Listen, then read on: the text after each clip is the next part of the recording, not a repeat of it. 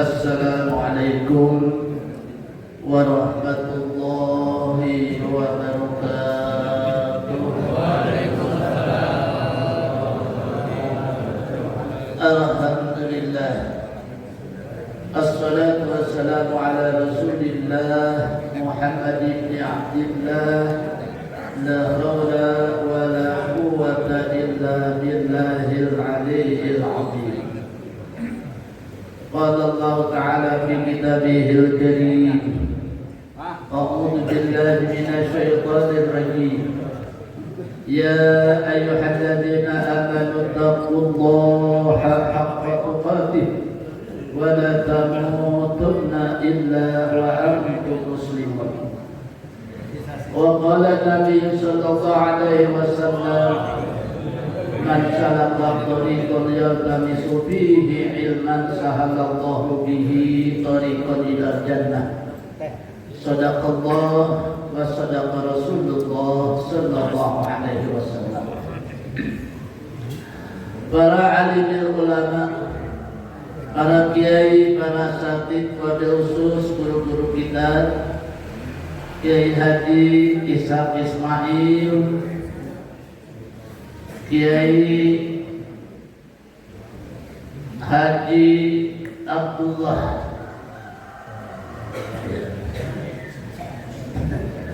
punya kau belakang kali Pak. Kiai Haji Abdullah Hasani, Kiai Haji Wahyudin, Kiai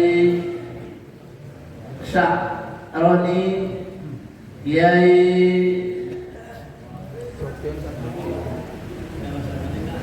Ahmad Sarifin, Kiai Haji Ahmad Muradi. Maaf segitu aja tadi belum apa-apa ya. Nanti diakses semua waktunya nggak bisa. Dan kiai yang lainnya mohon maaf kalau nggak disebutin nama satu persatu, tapi tidak mengurangi rasa hormat dan ta'zim saya. Berikutnya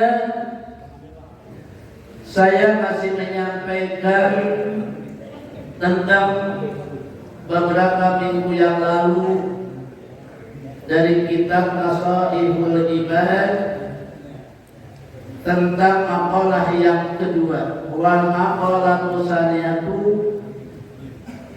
qala Nabi sallallahu alaihi wasallam sayati zamanun ala ummati yuhibbuna khamsan wa yansawna khamsan. Bismillahirrahmanirrahim. Qala al-mu'allif rahimahullah ta'ala wa nafa'ana bihi wa bi ulumihi fid darin amin ya rabbal alamin.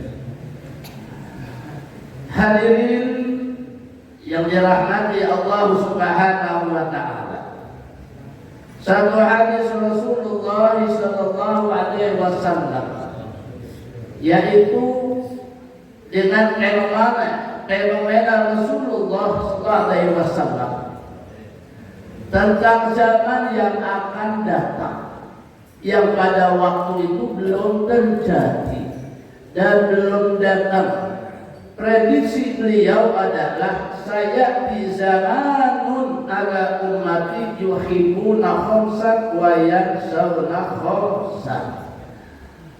Akan datang nanti suatu zaman kepada umatku di mana mereka para umatku itu menyukai yang lima min al-khisali daripada beberapa perkara wa yansawna khamsan tapi melupakan yang lima perkara. Ini Pak prediksi Nabi Pak ya. Iya. Ini zamannya apakah sudah datang apa belum? Ya, kita lihat ini ya. Itu. Kalau memang udah datang, udah saatnya nih berarti ya. Itu sudah. Sebelum zaman itu belum datang. Apa prediksi beliau? Kata beliau, umatku suka kepada yang lima, tapi dia lupa kepada yang lima. Yuhibbuna dunya wa yakhshawna al-uqba. Yang pertama, umatku suka kepada dunia, fayastagiluna biha, lalu mereka sibuk urusan dunianya, wa yakhshawna al-uqba, dan tapi dia melupakan akhirat. Ya, ini udah nih Pak, beberapa minggu yang lalu ya. Tuh, itu cuma sekedar dari awalnya aja. Yang kedua, wa yuhibbuna dura wa yakhshawna al-qubur. Umatku menyukai rumah-rumah.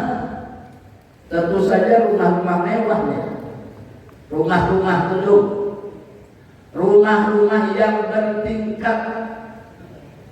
Bayasnagiluna bizinatiha, lalu mereka sibuk dengan menghiasi rumah-rumah tersebut. Kira-kira siapa yang gak suka rumah mewah Pak? Kita suka nggak ya? Suka banget ya. Kita kalau punya duit banyak nih Pak, rumah kita belum ada tingkatnya, kita mau tingkatin. Ya, itu kan. Cuma karena belum punya uang aja, jadi kita ya ada aja. Bagi yang belum ada, kepengen bikin rumah yang baru. Bagi yang sudah ada, dia bikin lagi yang lebih bagus lagi. Kalau perlu ditingkat rumahnya, 2 tingkat, 3 tingkat, dan seterusnya saudara. Namanya hotel kalian.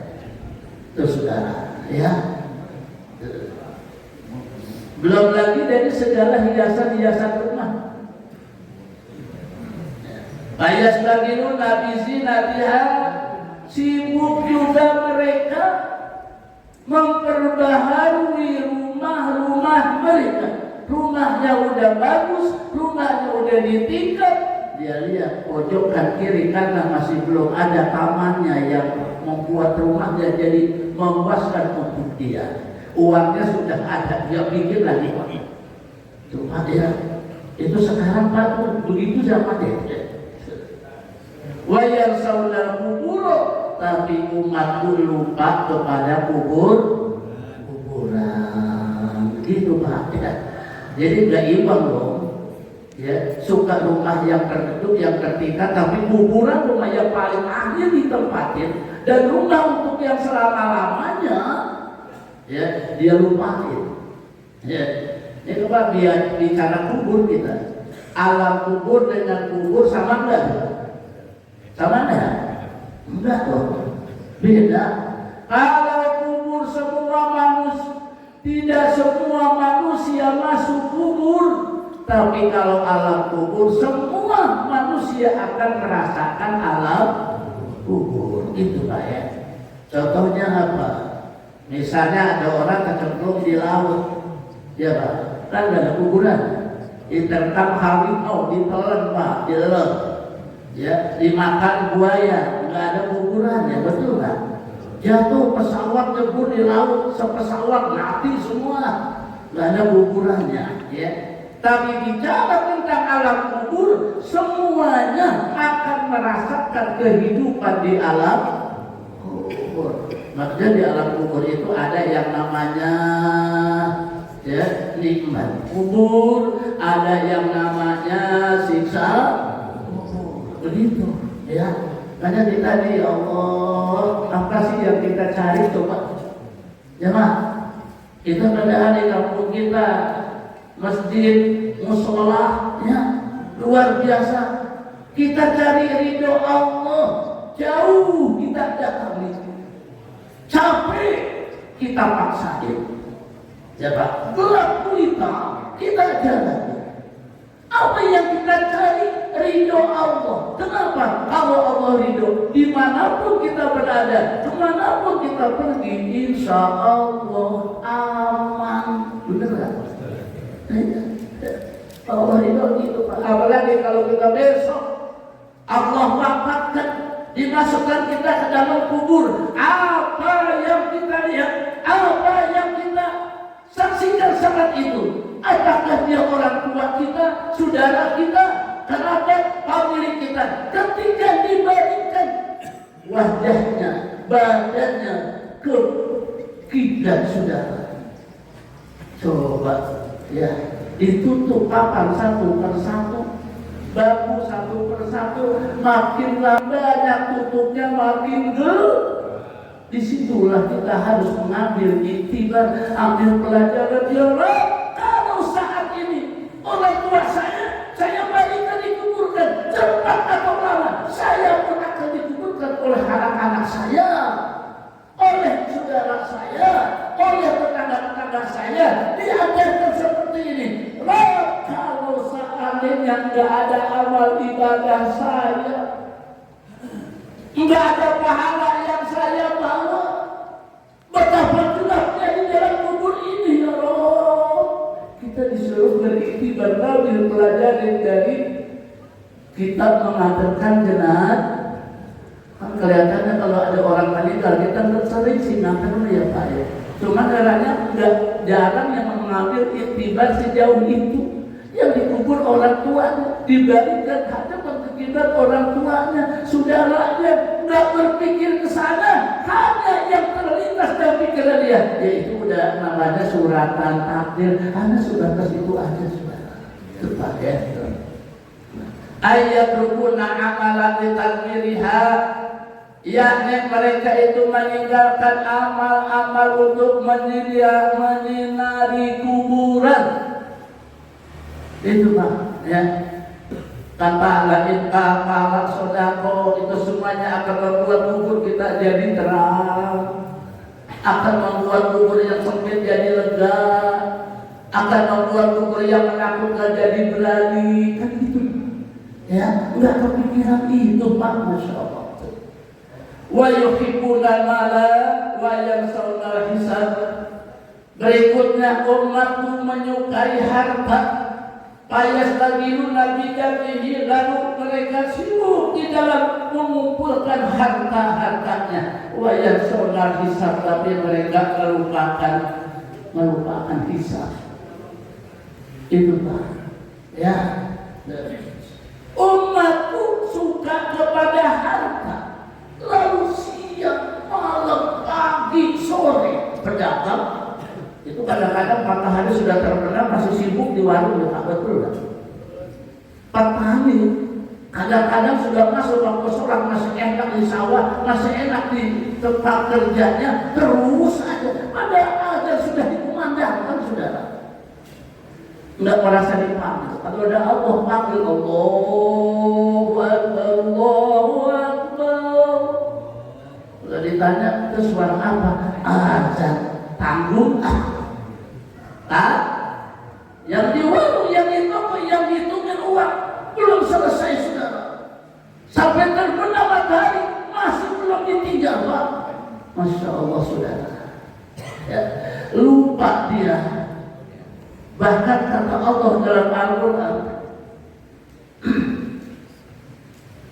alladzi jama'a malahu wa adada yahsabu anna malahu akhlada. Jadi orang-orang yang mengumpulkan harta dan menghitung-hitungnya, makin banyak yang dijual, makin banyak yang membeli, makin sibuk dia belanja, makin banyak uang yang ditumpuk-tumpuk, makin lama menghitungnya, malah makin senang saudara. Sampai lupa kalau Allah sudah panggil dan Allah sudah tegur. Begitu ya.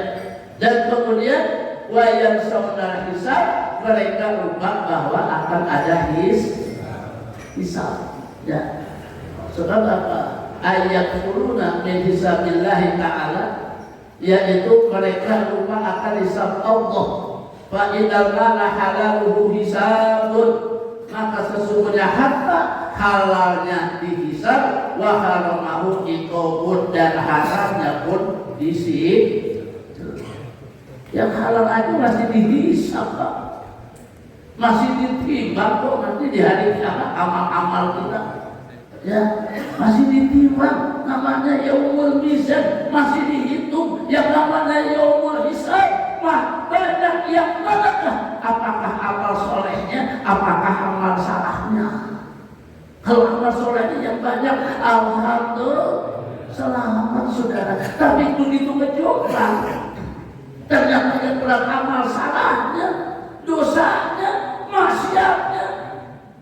ngejoplang ke kiri, kira-kira selamat apa enggak? Nah, begitu, ya.